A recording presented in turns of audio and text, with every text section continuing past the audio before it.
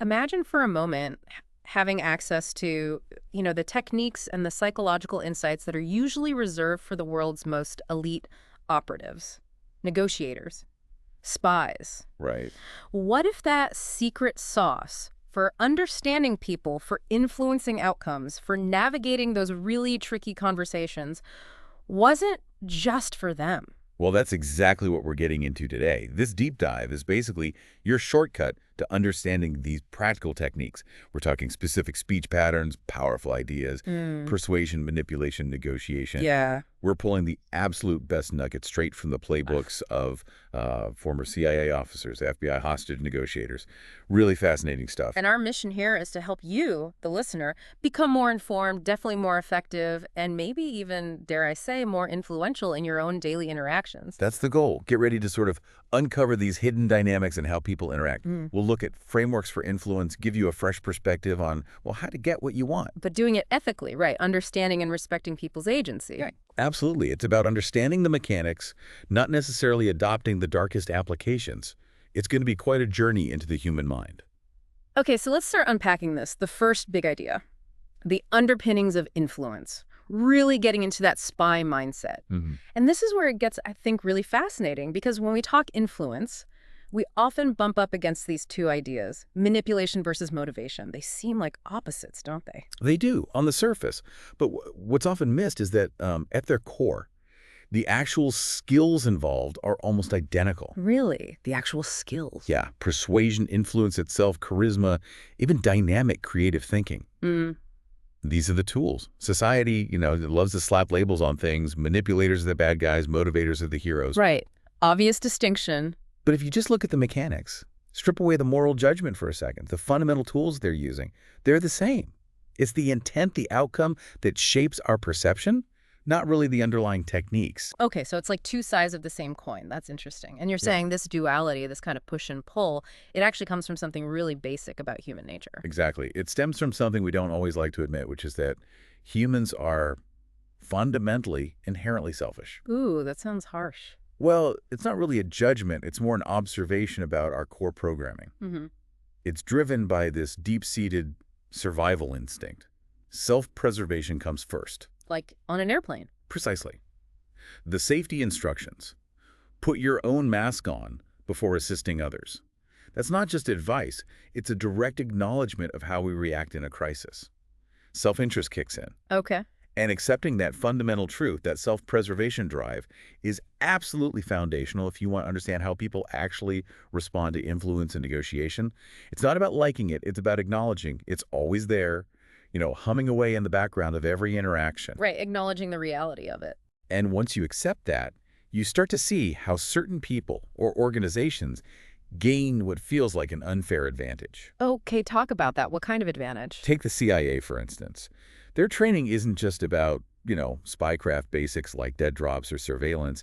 They systematically teach their recruits psychological mental models, structured systems for thinking about human behavior. Stuff you don't just pick up on the street. Exactly. This isn't your standard university psych course. It's specialized, high-level stuff designed for operational effectiveness.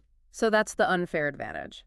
In regular society, most of us haven't learned these frameworks, so if you have learned them... You're essentially operating with a different toolkit.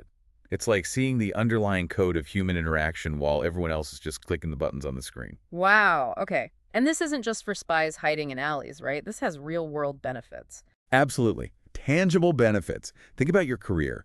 Understanding these psychological triggers helps you read your colleagues better, anticipate what your boss really wants, frame your value in a way that resonates with their motivations. That's how you negotiate raises, get promotions. Okay, I can see that. What about business? Huge.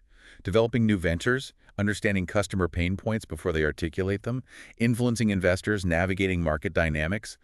It becomes much less guesswork and more predictable strategy. And personal relationships, too. Seems a bit calculating for that. It might sound like it, but think about it. Better communication, resolving conflicts more effectively because you understand the other person. The principles are universal because they tap into those universal human drives we talked about. Self-preservation, reward, ego. They're always in play. That's a powerful idea, the universality. But, okay, back to the intelligence world. there's this concept that comes up, the moral flexibility of an operative. That sounds tricky. It is tricky. And it's vital here to distinguish between ethics and morals. They aren't the same thing. Right. Okay, break that down. Ethics versus morals. Ethics are external. They're Yeah. the codes of conduct set by a profession, an organization, society, like a lawyer's code of ethics or a doctor's oath, or even just company policy, external rules. Got it, like rules of the game. Exactly. Yeah. Morals, though, are internal. They're your personal beliefs, your values, what you feel is right or wrong deep down. Yeah. Shaped by your upbringing, your experiences, your own conscience. And the CIA, their code of ethics is apparently quite concise. Very. And they actively looked for people with this moral flexibility. That doesn't mean they want bad people. It means they need people willing to make incredibly difficult, sometimes ethically gray decisions if the mission requires it. Like what?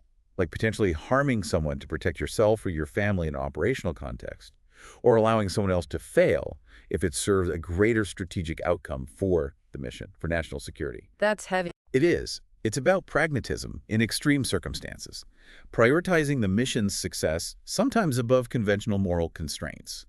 They see this as a necessary trait for clandestine work, because the job sometimes demands choices that are, frankly, unthinkable in normal life. Okay, so we've got the mindset. Now let's get practical. A powerful framework for decoding behavior. The R.I.C.E method. R.I.C.E. Yes, R.I.C.E. This is a cornerstone tool taught within the intelligence community for quickly assessing what drives people. It stands for the 4 core motivations, or you could call them levers, that you can use to understand and, yes, potentially control behavior in neurotypical individuals. Levers. Okay, I like that analogy. Let's break down R.I.C.E. What's R? R is for reward. Pretty straightforward.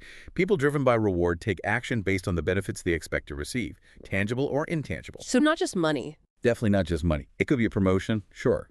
But it could also be a new opportunity, status, recognition, even just a simple pat on the back, public praise, a high five. For a kid, maybe extra screen time. For an executive, maybe a key speaking gig. The trick is figuring out what that specific person values as a reward. Tailoring the incentive. Yeah. Got it. Okay, next is ideology. You mentioned this is considered the strongest motivator.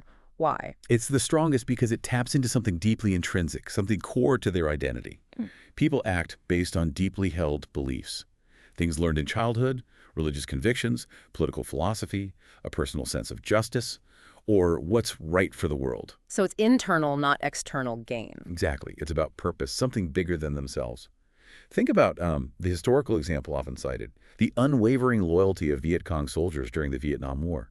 Many would rather die than betray their cause. Why? Not money, not fear primarily. It was ideological commitment. When someone is driven by ideology, they're incredibly resilient. Yeah. Very hard to sway with simple rewards or threats. You identify this by listening for their core values, their why, their non-negotiables, often expressed in terms of fairness, freedom, duty, loyalty to a cause. That kind of dedication. Yeah, incredibly hard to break. Yeah. Okay, moving on. The third lever, C, is actually the weakest. That's coercion. Yes, the weakest in terms of building sustainable influence. Coercion involves forcing decisions through negative means, ultimatums, threats, leveraging shame, guilt, past mistakes, maybe even past abuse. Why is it so weak if it forces action? Because it fundamentally breaks trust. Think about building rapport, that progression people talked about. No, like trust. You might spend ages building that like and trust. Then you pull out a coercive tactic. Bang. Instant doubt. Resentment. The person starts questioning everything. Should I really trust this person, or are they just using me? It might get you compliance in the short term, maybe, but it creates resistance, makes the agreement fragile, requires constant enforcement. It's just not sustainable for real influence. It backfires long term. Short-term gain, long-term pain. Okay, that makes sense. Finally, E for ego. This is the second strongest motivator. Yes, second only to ideology. And it's crucial to understand, ego here isn't necessarily about being arrogant or egotistical in the negative sense. Right, not just vanity. No. Yeah. It refers to how an individual chooses to present themselves to the world, their public image, their desired identity, how they want to be seen, and importantly, how they want to see themselves. Can you give an example? Sure. Think of someone like Mother Teresa. Immense humility in her actions, right? But arguably driven by a powerful ego, the need to be seen and to see herself as sacrificing, humble, noble. That was her chosen identity. Okay, interesting perspective. To leverage ego effectively, you need to figure out its specific flavor for that person. Do they pride themselves on their competence, their integrity, their leadership, their creativity, their connections? Once you know what aspect of their ego they want to protect or project. You frame things accordingly. Exactly. If you know someone sees themselves as a brilliant innovator, you don't just give them a task. You present it as a challenge, an opportunity perfectly suited to your unique analytical skills and ability to think outside the box. You flatter their self-perception, tap into their ego, and they become much more receptive, much more engaged. Okay, R.I.C.E. Reward. Ideology, coercion, ego. How do you actually figure this out in a real conversation? It seems like you'd need to be a mind reader. Not quite mind reading, but definitely active observation and good questioning. You can use a mix of open-ended and closed-ended questions. Like what? Open-ended. What are you hoping to get out of this project? That might reveal reward, promotion, or ego, recognition. What really motivates you in this line of work could tap into ideology. Okay, and closed-ended. Maybe something like, is sticking to principle X more important to you than achieving outcome Y? That tests their ideology. Or you might just observe them. How do they talk about their successes? What kind of praise do they respond to? What criticisms make them defensive? What stories do they tell about themselves? So listening and watching closely. Critically. Listen not just to the words, but the emotion behind them. Watch their body language, especially when they're processing an answer to one of your questions. That's often when the subconscious leaks out. You're looking for patterns, for what consistently seems to drive their decisions and reactions. It takes practice, but you can get quite quick at assessing the dominant R.I.C.E. levers. Okay, R.I.C.E. gives us the what motivates people. Now, how do we build deeper influence? Let's talk about these next frameworks, Sensemaking and the 4 Cs, starting with Sensemaking. Sounds fundamental. It is. And like R.I.C.E., it has roots in trying to understand complex human behavior under pressure. This one actually came out of research by U.S. Army psychologists during the Vietnam War. Again, with Vietnam, what were they trying to figure out? They were trying to understand that same puzzle. Why enemy soldiers remained so incredibly loyal, refusing to talk even under extreme duress. They wanted to map the psychological process, what was happening inside their heads that created such strong bonds and allegiance. And they found a pattern, a process. Yes, a process where individuals invest energy, effort, to move through 3 distinct phases of connection or assessment when encountering someone new. Okay, 3 phases. What's the first one? Phase 1 is avoidance. This is the default human instinct. When you encounter someone new, especially in an ambiguous situation, the gut reaction is often to avoid interaction. Like in an elevator, everyone's staring at their phones. Exactly. Or quickly walking past a stranger on the street. It's about conserving energy, avoiding the unknown, staying safe in our comfort zone. A lot of potential connections, sales, opportunities die right here because people misread this initial avoidance as rejection and just give up. They bow out too early. Precisely. But if you can gently push past that initial avoidance, you move into phase 2, competition. Competition? That sounds adversarial, like we're fighting. Not necessarily in a win-lose way. Think of it less as a battle and more as an investment. It's like a scrimmage in sports. Right. You're on the same team overall, but you're testing each other, pushing back, exchanging ideas, maybe even debating or having a difficult conversation. Okay.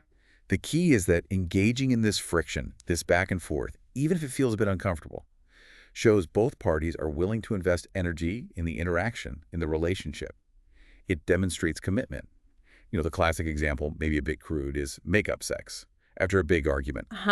Okay, I get the idea. The intensity shows investment. Right.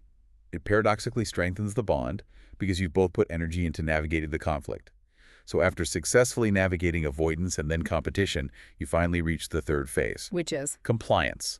This is where the connection solidifies. It's achieved only after both parties have decided, consciously or not, that this interaction is worth their continued effort. Compliance isn't about subservience. It's about mutual agreement and willingness to cooperate. And this builds. This builds social capital, accumulated goodwill, trust, influence. This is the currency you can then leverage in future interactions. Getting agreement becomes easier. Collaboration flows more smoothly. The hard work in the first 2 phases pays off here. It's interesting how you mention our survival instinct makes us lazy, wanting to avoid that initial effort in the avoidance phase. Yeah, we naturally gravitate towards the path of least resistance to conserve energy. That's why so many people bail early. But successful influencers, leaders, negotiators, they understand this. They consciously push through that initial discomfort, knowing the long-term value of reaching compliance and building that social capital. And again, like R.I.C.E, sense-making is a tool. It can be used for good or not so good. Exactly. These frameworks are ambivalent to the outcome. They describe the mechanics of human interaction. It's crucial to remember others can and do use these same tools on you. Awareness is your first line of defense and your first step towards effective application. Okay, let's pivot to the 4 C's of rapid influence. You mentioned this is particularly useful in the workplace. It's highlighted there, yes, but the principles are broadly applicable. It's a framework for building influence quickly and effectively. The first C is consideration. Consideration, like being thoughtful. It's deeper than just being polite. It means actively, genuinely putting yourself in the other person's shoes. Understanding their perspective, their goals, their pressures, what keeps them up at night. It requires real empathy. And how does that give you an advantage? Because you anticipate their needs and concerns before they even voice them. If you need a favor from a busy colleague, consideration means acknowledging their workload first. Maybe even offering help with something of theirs before making your ask. It's strategic empathy, recognizing their world. Okay, that makes sense. What's the second C? Consistency. This is huge. Think about it. Few people are truly consistent. Their opinions, values, actions might shift with the wind. Yeah, you see that a lot, especially in politics. Exactly. And that inconsistency rapidly erodes trust and influence. People don't know where you stand. Conversely, consistency breeds comfort, confidence, trust. If you consistently deliver on promises, uphold your stated values, act with integrity, people learn they can rely on you even when things get tough. That predictability makes them far more willing to follow your lead or grant your requests. Builds a solid foundation. Okay, the third C. Collaboration, and the emphasis here is that true collaboration is way better than just compromise. What's the difference? Compromise sounds collaborative. Often, compromise means both sides give up something they want, leading to a kind of suboptimal deal where nobody is truly happy. A split the difference that satisfies no one. Right, lose-lose, or maybe a meh. Pretty much. Collaboration, on the other hand, is about bringing diverse ideas together to create a third way, a better outcome that genuinely benefits everyone involved. It's synergistic, finding a solution that wasn't on the table initially instead of just haggling over the existing pie. That's what we should aim for, ideally. Finding a bigger pie or a different pie altogether. I like it. And the final C. The fourth C is control. Now, this isn't about dominating people. It's about capitalizing on the social capital, the influence you've built through the first 3 Cs: consideration, consistency, collaboration. So it's leveraging the trust you've earned. Exactly. It's taking deliberate action to achieve your desired outcomes based on that established influence. Asking for that promotion after you've consistently shown consideration, been a reliable performer, and collaborated effectively. Securing resources for your project because people trust your judgment. It's the execution phase, turning influence into tangible results without resorting to overt power plays or demands. Consideration, consistency, collaboration, control, the 4 Cs. Got it.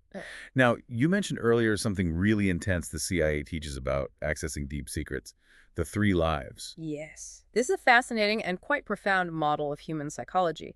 The idea is that we all live 3 distinct lives simultaneously. What are they? First, there's the public life. This is the persona we present to the world every day. The face we put on for work, for acquaintances, for navigating society. Like laughing at your boss's bad joke. Exactly. Or acting attentive in a boring meeting when your mind is elsewhere. Projecting calm when you're stressed. It's a necessary performance, a forged self for public consumption. Okay. Life number 2. The private life.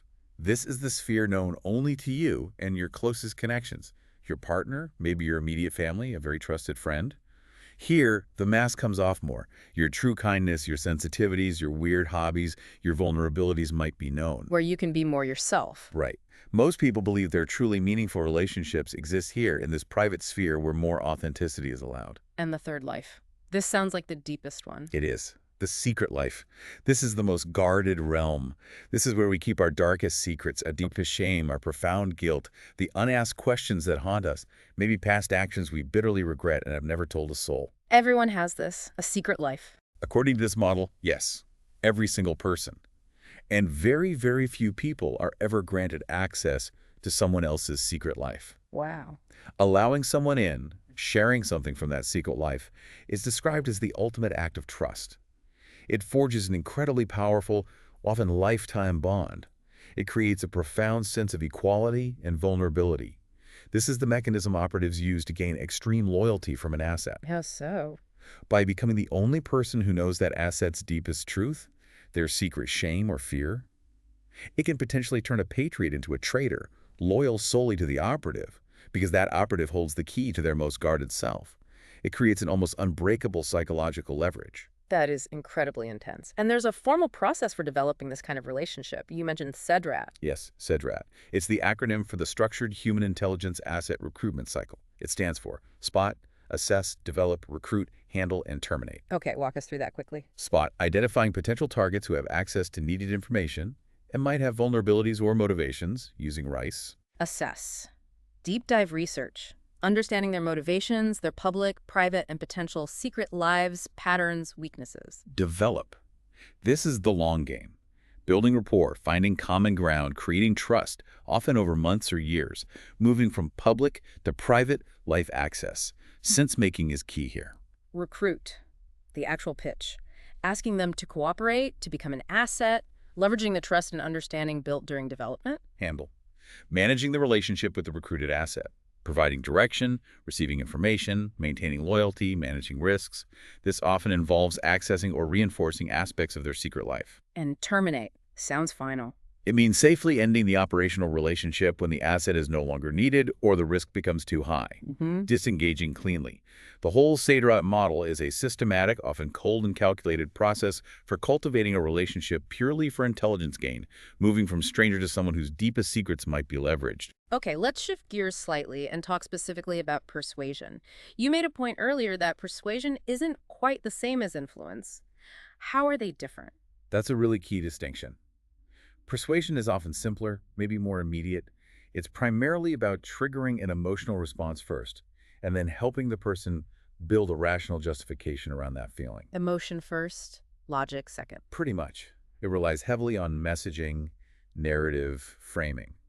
Influence, as we've discussed with things like Sensemaking and the 4 Cs, tends to be deeper, built over time, focused on trust and relationship, leading to more lasting changes in behavior or loyalty.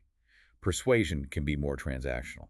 So how does that mechanism work? Triggering emotion, then guiding rational thought. It often involves a series of emotional messages, repeated consistently over time. This leads the target to develop their own cognitive rational narrative to make sense of and justify the emotion they're feeling. Can you give an example? Think about certain political narratives, maybe like the idea of a deep state. That didn't usually arise from one single piece of evidence. It often grows from numerous emotional messages. Don't trust the government, there are hidden agendas, conspiracies are real, repeated across different channels. Eventually, people who resonate with that initial emotion of distrust start building their own logical framework to support it. The narrative feels true because the emotion felt true first. Ah, okay. Creating the story in their head based on the feeling. Exactly. Marketing is a fantastic laboratory for persuasion. Good marketing rarely just lists features. It focuses on emotional benefits. Right. Sell the sizzle, not the steak. Precisely. Take something like a fitness tracker, maybe Whoop. Yeah. You could list all the tech specs, HRV, sleep stages, whatever. Other features. But more effective persuasion might focus on how it makes, say, couples feel connected in their fitness journey.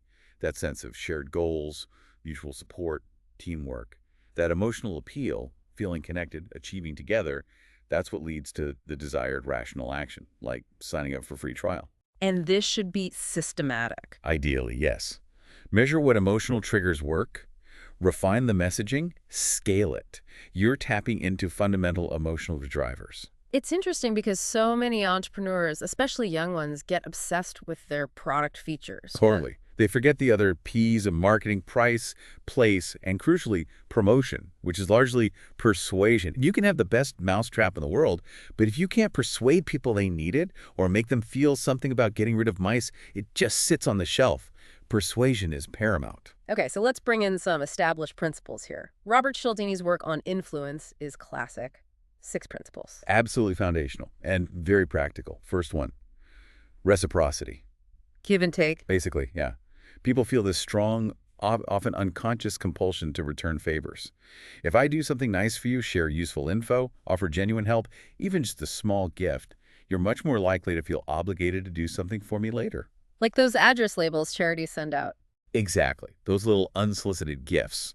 They trigger that reciprocity urge. Makes you feel slightly indebted, increasing the chance you'll donate. Sneaky. How do you counter that if you don't want to be obligated? Well, outright refusing can seem rude. You could have a polite, ready excuse, or maybe accept the small gift, but consciously recognize the tactic. Be aware of the feeling of obligation and make a deliberate choice whether to act on it or not, based on your own interests, not just the feeling. Okay. Principle number 2. Commitment and consistency. Once we make a choice or take a stand, especially if it's active or public, we feel this internal pressure to behave consistently with that commitment. Like New Year's resolutions you post online. Precisely. Or putting a political sticker on your car. We want to appear consistent to others and to ourselves. This is why the foot in the door technique works. Ask for a small commitment first. Sign this petition. Once they agree, they're more likely to agree to a larger related request later, donate to our cause, because they want to stay consistent with their initial action. Creates a psychological pathway. How do you avoid getting trapped by this, like sticking with a bad decision just to be consistent? The escalation of commitment. Good question. A few tactics. Mhm. Involve a neutral third party in decisions about reinvesting someone without emotional attachment to the initial choice. Be rigorous with objective data. Set clear stop-loss points beforehand criteria where you agree you'll cut your losses. And consciously try to ignore sunk costs, the time, money, effort already spent that you can't get back. Focus on the future costs and benefits. Ignore sunk costs. Easier said than done. Okay, third principle. Social proof. When we're uncertain how to act, especially in ambiguous situations, we look to others for cues. What is everyone else doing? The herd mentality. Basically, yes. If everybody else is doing it, it feels safer, more correct. This drives trends, buying decisions, why testimonials and reviews are so powerful, even major corporate moves like mergers. If other companies in the sector are doing it, the pressure mounts. So if you want your idea accepted by a group, don't just throw it out cold in a big meeting. The better strategy is to use social proof proactively. Talk to key influencers, respected individuals within the group, privately first. Get their buy-in, their support. Then, when you present the idea publicly, they can voice their agreement, creating that initial wave of social proof that makes it easier for others to hop on board. You're essentially seeding the consensus. Smart. Orchestrating the social proof. Okay, number 4. Authority. We tend to obey people who are in positions of authority or even just look like they are. White lab coat effect. Exactly. Studies showed nurses following bizarre instructions from someone just dressed as a doctor. And the Milgram experiments were terrifying, showing how readily people would administer supposedly painful shocks just because an authority figure told them to. It's a powerful, deep-seated response. Chilling. And interestingly, novelty amplifies this. New environment, unfamiliar situation, new person in charge people are more likely to defer to perceived authority when they're outside their comfort zone and feeling uncertain. Okay, so reciprocity, commitment consistency, social proof, authority.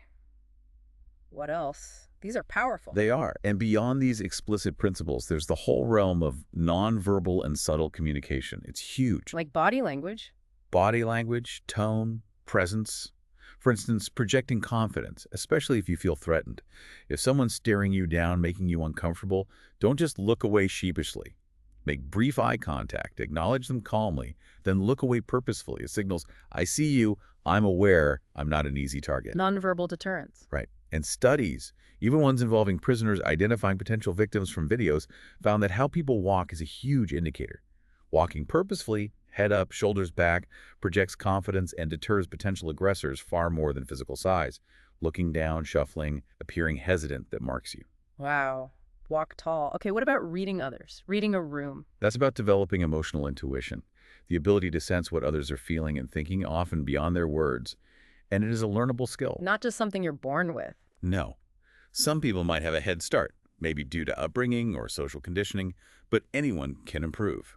It requires genuine curiosity about others, active listening, and paying close attention to those nonverbal cues, microexpressions, shifts in posture, tone of voice. You're looking for congruence, or lack thereof, between their words and their signals. Being observant and genuinely interested. And in social settings, say dating or networking, you mentioned being interesting. Yeah, it sounds basic, but it's crucial. Assuming basic hygiene and reasonable appearance are covered, being a good conversationalist, being genuinely interesting, is a massive differentiator. If everyone else is boring, then yeah, looks might become the tiebreaker.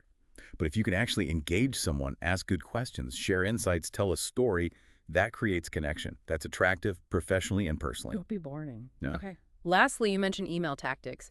Even emails have subtle persuasion cues. Absolutely, especially in marketing. But it applies internally, too. Overly designed, slick, beautiful emails often scream sales pitch and get lower engagement. Our brains filter them out. Habituation filter, you call it. Yeah, we're used to seeing slick ads, but emails that look more personal, less polished, maybe not capitalizing the subject line, using a simpler format. Even sometimes a tiny, obviously unintentional typo can actually increase engagement. Why? Because they feel more authentic, more like a real note from a real person, not a mass blast.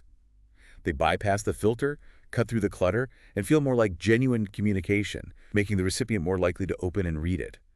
It's about appearing human in a digital world. Okay, let's weave all this together now in the context of negotiation.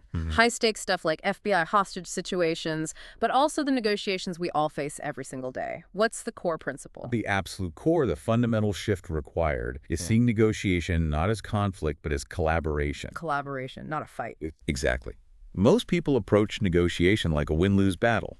I need to beat the other side. I need to get the best deal for me. That adversarial mindset immediately puts people on the defensive, makes them resistant.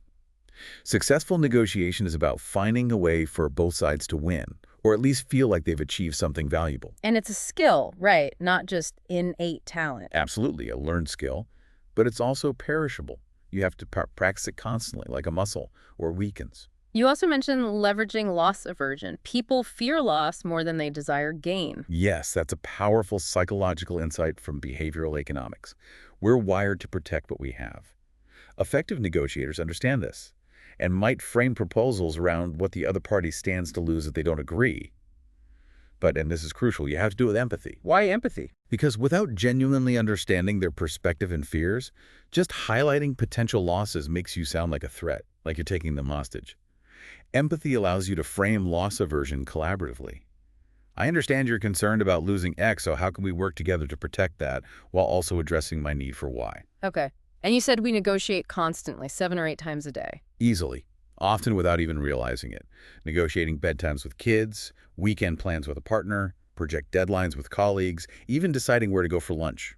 The most dangerous negotiation, as Chris Voss says, is the one you don't know you're in. You're giving away value without even realizing a negotiation is happening. So becoming aware is step 1. What's a fundamental tactic in good negotiation? Talk less, listen more. Seems obvious, but it's incredibly powerful and rarely done well. Why is listening so powerful? Because asking good questions, especially open-ended ones, and then truly listening to the answer, not just waiting for your turn to talk, gives you incredible insight. You learn their priorities, their constraints, their underlying interests, their emotional state. And often, when people are focused on formulating an answer, their guard drops slightly, revealing more through tone and body language than they intend. You gather intelligence by listening. And it's not just hearing the words. Not at all. It's listening for the nuance. Tone of voice, speed, inflection, watching body language. Is it aligned with their words? Are there inconsistencies? That's where the real information often lies, beneath the surface. You're trying to understand their emotional reality. And identifying negative emotions is important. You called it deactivating negatives. Yes. If the other person is feeling angry, defensive, fearful, distrustful, those emotions block rational thought and prevent agreement. Being able to identify those negative feelings and address them directly, often through labeling, can clear the air. It clears their head, makes them more receptive to problem solving. Leading to a more durable agreement. Exactly. A durable agreement is one based on voluntary consent, where both sides feel heard and their core needs are met. It sticks because people want it to stick. Forced agreements, compromises where people feel resentful, they fall apart. They require constant monitoring and enforcement. Durable agreements are self-enforcing because they're built on genuine buy-in. Let's talk about that technique. Emotional labeling. Name it to tame it. How does that work? It's about identifying an emotion you observe in the other person, or even in yourself, and calmly stating it, not judgmentally, but observationally. It sounds like you're feeling frustrated with this process, or you seem a bit hesitant about that proposal, or even looks like you're having a really tough day. And just saying it helps. Often, yes. It validates their feeling. It shows you're paying attention, you're empathetic. It diffuses the intensity of the emotion because it's been acknowledged. The key is to do it with curiosity, not accusation, it seems like, or it sounds like, leaving room for them to correct you. And it requires putting your own ego aside completely to focus on their emotional state. Which ties back to that golden rule you mentioned. It's not about you. Always seek to understand their world, their perspective, their feelings, before you try to get them to understand yours. Empathy first. Diagnosis before prescription. What about specific speech patterns? You mentioned empathetic phrases like, "you sound sad." Yes. Using phrases that reflect back the emotional state you're observing demonstrates high emotional intelligence and builds rapport incredibly quickly. You sound, it looks like, it seems like. But you have to be genuinely observing their demeanor, their tone, posture, expression to make it accurate and land effectively. And what about when someone makes an impossible demand, like that hostage taker asking for a car in 60 seconds? You don't just say no. Saying no directly often escalates conflict. A more effective technique taught to negotiators is to use calibrated questions that force them into slow thinking about the practicalities. Questions like, how am I supposed to do that? Or help me understand how that would work logistically. Making them solve the problem. Exactly. It gently forces them to confront the reality of their demand, to engage their rational brain, and often lead them to modify their own request. They take ownership of the revised, more realistic demand because they thought through the how. It avoids a direct confrontation while guiding them towards feasibility. That's clever. And integrity is non-negotiable. FBI negotiators are taught never to lie. Never. Absolutely core principle. For several reasons. One, experienced negotiators, and frankly many people you deal with, are good at spotting deception. Liars often recognize lies. Two, even if a lie works short-term, the long-term damage to your reputation and trustworthiness is catastrophic. Once you're known as someone who lies, especially under pressure, future negotiations become almost impossible. Trust is everything. So instead of saying, "I'll try," which can sound like a non-committal way of saying no. Right. It often comes across as a polite evasion, especially in American culture. A more honest and collaborative approach is something like, based on what I know now, I don't think that's likely to happen, but let me double check and find out for sure. How does that help? It positions you as their advocate. You're being honest about the likely outcome, managing expectations, but also showing you're willing to put in effort on their behalf. It maintains integrity while fostering a cooperative, we're in this together feeling, even if the news ends up being negative. And ultimately, it's how you say things. Dignity and respect. Crucial, especially under stress. Treating the other party with dignity and respect, even when they're being difficult, hostile, or unreasonable, is often the key to de-escalation and finding a peaceful resolution. It's about preserving their sense of self-worth, acknowledging their humanity. Countless hostage situations ended peacefully, not because demands were met, but because the negotiator consistently treated the subject with respect, allowing them a path to surrender without losing face completely. How you say it truly matters. Let's move into our final section, which is this really intriguing idea of information as currency, the economy of secrets. Starts with a basic premise. Everyone keeps secrets. It does. It's just a reality of human nature and social interaction. Concepts like fairness, while important for societal function, are arguably human constructs to create predictability. But in the world of intelligence, or even high-stakes business, there's a pragmatic understanding that secrets exist, and information is power. And organizations like the CIA operate with the understanding they might need to bypass typical rules because their adversaries certainly do. That's the operational reality they face. Protecting national security sometimes requires operating in gray areas, understanding that information, including secrets, is a critical asset and weapon. So accepting that everyone keeps secrets from you, how does that help? It shifts your mindset. If you accept that secrets are always in play, you can start adopting behaviors and strategies to ethically acquire more valuable information than you give away. This strategic accumulation of secrets, which can just mean non-public information, insights, understanding motivations, translates directly into leverage. Wealth, power, influence, better decision-making in both your professional and personal life.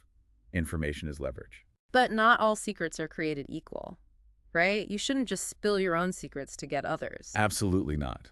Rule number one is never trade or share a secret that could seriously damage your own goals, ambitions, or security. That's self-sabotage. So what kind of secrets are okay to trade strategically? The ideal secrets to trade are those with a limited shelf life or a fast half-life. Information whose value diminishes quickly over time. Like what? Maybe some breaking news that will be public tomorrow anyway. Or a minor tactical detail about a project that's about to change. Information that's valuable today, but won't be nearly as valuable next week or next month. So the strategy is? The strategy is to trade a secret with a fast half-life for one with a slow half-life. You give away something whose value is decaying in exchange for information that retains its value longer, giving you a lasting advantage. It's like a strategic horse jockeying of secrets, constantly trying to upgrade your information portfolio to stay ahead. Being shrewd about the value exchange. Okay.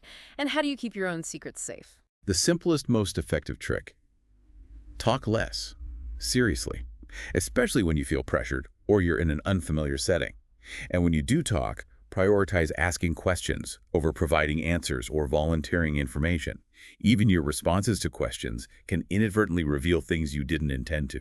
Silence and inquiry are powerful shields. And what about getting secrets from others? You mentioned a technique called elicitation. Yes. Elicitation is the art and science of extracting specific information from someone without them realizing you're doing it.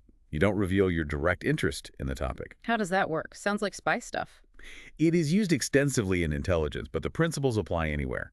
A primary tool is using carefully crafted, open-ended questions. We talked about open-ended questions for listening. How is this different? The intent is different. Here, the open-ended question is designed to be broad enough that the other person has to interpret it through their own unique lens, their biases, beliefs, experiences, secret knowledge. So they fill in the blanks with their own stuff. Exactly. Because they're drawing on their internal framework to answer your seemingly innocent, broad question, they often end up revealing far more than they intended. Their assumptions, their private opinions, their biases, maybe even specific pieces of information relevant to their secret life or closely held strategies. Can you give an example? Sure. Instead of asking, what is your company's strategy for Project X, which is direct and might raise defenses, you could ask something broader, like, what are the biggest challenges you see facing our industry in the next year? Someone answering that might inadvertently reveal concerns directly related to their company's specific vulnerabilities or strategic plans for Project X, because that's the context framing their thoughts. You listen not just for the direct answer, but for the revealing assumptions and details embedded within it. It's subtle, requires careful listening, but incredibly effective for gathering information discreetly. Wow. Okay, that was quite a deep dive. We've covered a huge amount of ground today. From the core R.I.C.E motivations. Reward, ideology, coercion, ego. Yeah. To building deep connection and influence through sense-making's phases, avoidance, competition, compliance, and the 4 Cs. Consideration, consistency, collaboration, control. Then mastering persuasive messaging, the nuances of high-stakes negotiation with empathy and specific speech patterns, and finally, this whole economy of secrets and elicitation. It's a lot, but it all interconnects. These aren't just abstract theories or spy gadgets. They're fundamental principles of how humans operate, how we connect, influence, and navigate the world. They apply everywhere. And the key takeaway seems to be that these tools, R.I.C.E, Sensemaking, Cialdini's principles, negotiation tactics, they're just tools. They can be used constructively or destructively. Precisely. They are ambivalent. Like a hammer, build a house or break a window. Yeah. The power lies in understanding them, recognizing when they're being used on you, and making conscious, ethical choices about how you want to use them. So for you listening, you now have a framework, maybe even a kind of recipe, to see these dynamics playing out in your own life. You can move from just reacting to situations to consciously shaping your interactions, being more intentional, more aware, and ultimately more effective in whatever you're trying to achieve, whether it's at work, at home, or just out in the world. It's empowering knowledge. Absolutely. So let's end with that final provocative thought for everyone to chew on. Okay. Considering that motivation and manipulation can be, as we discussed, 2 sides of the same coin, and knowing that everyone, including you, lives with public, private, and secret lives, how will you use these powerful insights? How will you build genuine, durable trust in your relationships, knowing that every interaction holds the potential for deeper connection, but also carries the dynamics of influence and information exchange? Everyone you meet is, in a sense, a potential asset, or maybe even, without realizing it, an adversary in its complex economy of secrets. How will you navigate that reality? Something to definitely think about. The deep dive continues for all of us.